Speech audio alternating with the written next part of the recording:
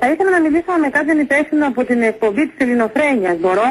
Εγώ είμαι. Εσείς είστε? Πείτε μου. Για θέλω να σας πω κάτι. Είμαι μητέρα ενός παιδιού που έχει ως ήρωά του τον Μπόμπο Σφουγγαράκη. Τώρα αυτό δεν φταίει το παιδί, εσείς φταίτε. Εγώ φταίω. Εσείς φταίτε καθόλου για αυτό που κάνατε χτες? Για ποιο? Για αυτό που δείξατε εκεί με το λογοσκούφι. Για την τηλεοπτική ελληνοφρένεια. Βεβαίως για την τηλεοπτική ελληνοφρένεια μιλάω. Επειδή μαρκάλευε ο Μπομπ τον Αστερία, το έσουρου τα λέει. Έχουν τα πράγματα. Μπορείτε να πάρετε δυο παιδικούς ήρωες και να το δείξετε αυτό σε μια εκπομπή. Εμείς δεν τα βλέπαμε, το έσουρου μας είπε ότι τον παίρνει ο Μπομπ. Εσείς σαν υπεύθυνα άτομα και αν είχατε ένα παιδί. Και τον δίνει ενίοτε. Εσάς μιλάω, κύριε μου. Ναι. Είχατε ένα παιδί.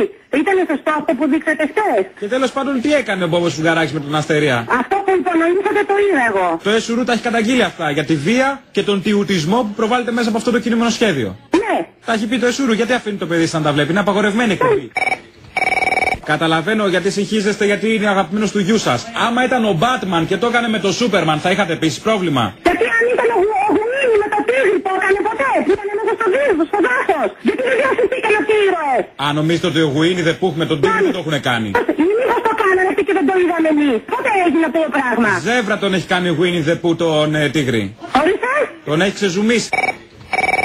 Παρακαλώ πολύ. Το κάνετε εσείς εχθές, σηκώνει και μήνυση μου σε αυτό. Δυο παιδικούς ήρωες να το βάζετε έτσι. Επειδή πηδιώσαν το δυο παιδικοί ήρωες. Μα τους ήρθε, τι να κάνουμε? Εμείς θα φάμε μήνυση που πηδιώσαν το ο Μπόμπος Σφουγγαράκης με τον Αστερία, πώς το είπαμε, πώς το λένε. Κύριε μου, και οφείλετε να ζητήσετε δημόσια συγγνώμη για αυτό που κάνετε χθες. Ο Πάτρικ. Δεν έχουν τα πράγματα.